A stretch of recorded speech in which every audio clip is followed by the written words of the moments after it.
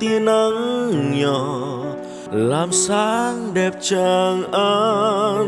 Mùa xuân mang nhung nhớ pha tiếng chim rao đàn. Mơ là con thuyền bé lướt nhẹ dòng sao khê, hoa lưu nghìn năm lẻ thời vàng son ngược về. Mơ là một chiếc lá gấp màu xanh tràng an, ninh bình tươi xinh quá rộn ràng bốn mùa vui. Mơ là hạt mưa trắng rơi tràng an chiều hạ, núi sông ấy một lòng giữ hồn quê tất cả. Mơ là cơn gió thoáng giữa lung linh tràng an, mơ cố đô một thoáng mà tình yêu ngập tràn.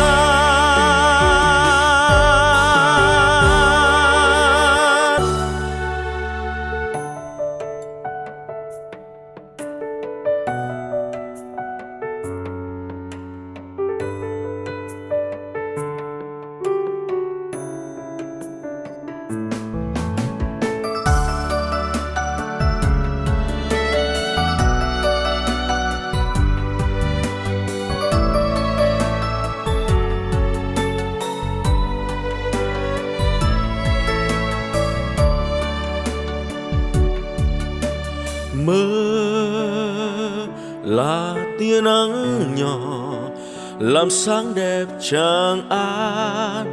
Mùa xuân mang nhung nhớ pha tiếng chim rao đàn.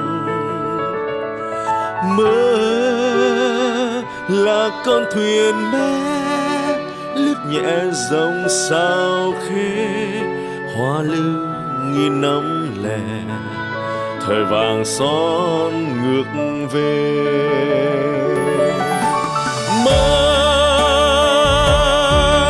Mơ là một chiếc lá gấp màu xanh tràng an, ninh bình tươi xinh quá rộn ràng bốn mùa vui.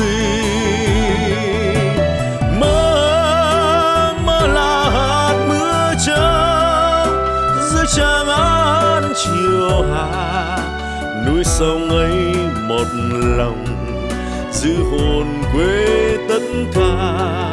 Mơ là cơn gió thoáng giữa lung linh tràng an, mơ cố đô một thoáng mà tình yêu ngập tràn. Mơ cố đô một thoáng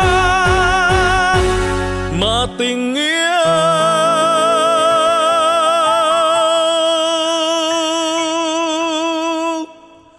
ngập tràn.